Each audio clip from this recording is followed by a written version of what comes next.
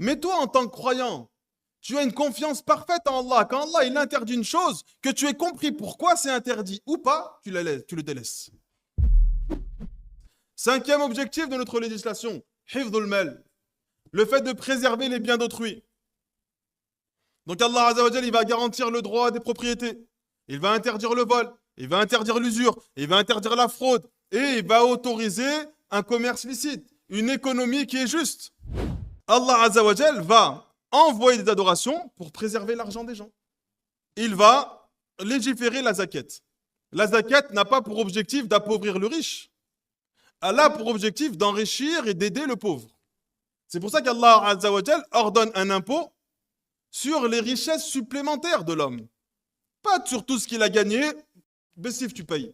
Non, tout ce que tu as gardé pendant un an complet et que tu n'as pas utilisé pour les différents besoins de ton quotidien, alors tu vas payer sur ça. Allah Azza wa Jal va légiférer l'aumône. Il va autoriser des commerces qui sont licites. Il va préserver l'héritage. Parce que l'héritage préserve le bien des gens. Allah Azza wa Jal va interdire l'usure. Parce que l'usure, il y a eu de nombreuses dérives à l'époque du prophète sallallahu alayhi wa sallam. Allah va interdire le vol, Allah va interdire la fraude, mais il va autoriser dans le même temps le travail honnête et la gestion des responsables des biens de chacun. Et Allah ne te demande pas de comprendre pourquoi c'est haram pour le délaisser. Allah ne te demande pas ça. Allah te demande de te soumettre. Soumets-toi. Si tu comprends pourquoi la chose est haram, tu comprends le méfait qu'il y a dans cette chose haram, tant mieux.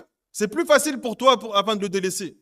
Allah il te dit que le riba, l'intérêt, l'usure, c'est interdit. Khalas. Ne cherche pas à t'autoriser une chose qu'Allah a interdite. Parce que tu n'as pas compris pourquoi Allah l'aura interdit. Mais toi, en tant que croyant, tu as une confiance parfaite en Allah. Quand Allah il interdit une chose, que tu aies compris pourquoi c'est interdit ou pas, tu le délaisses. Et ce cinquième point, qui est le fait de préserver les biens, et ne dévorez pas l'argent et les biens les uns des autres injustement. Eh bien, le serviteur, lorsqu'il médite sur les paroles parfaites, complètes et justes d'Allah Azza wa Jal, lorsqu'il médite sur les lois et sur la révélation d'Allah subhanahu wa ta'ala, il s'aperçoit que cette religion, c'est une miséricorde pour l'humanité.